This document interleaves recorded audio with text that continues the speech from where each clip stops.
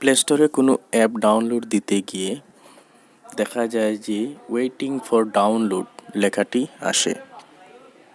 কোনো অবস্থাতেই app download হয় না। এ ধরনের প্রবলেমের জন্য আমরা কিভাবে সলভ করব, চলুন শুরু করা যাক।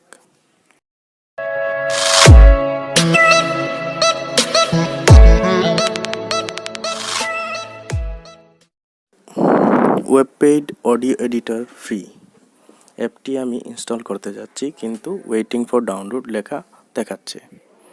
এটি ফিক্স করার জন্য আমি সেটিংয়ে গেলাম। সেটিং থেকে অ্যাপ থেকে ম্যানেজ অ্যাপে ক্লিক করলাম।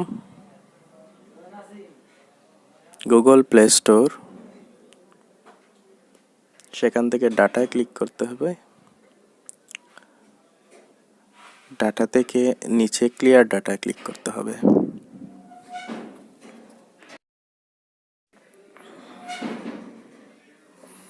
ডাটা ক্লিয়ার করলাম, ক্লিয়ার অল ডাটা, ওকে।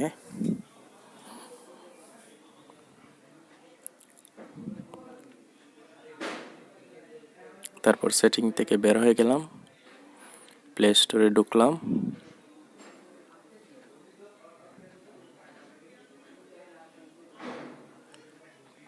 প্লে স্টোরে এবার সার্চ করলাম আমার ওয়েবপেজ অডিও এডিটর ফ্রি।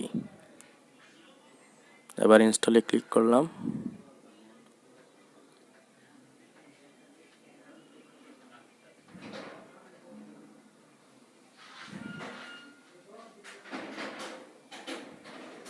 একটু ধৈর্য ধরে ভিডিওটি দেখুন।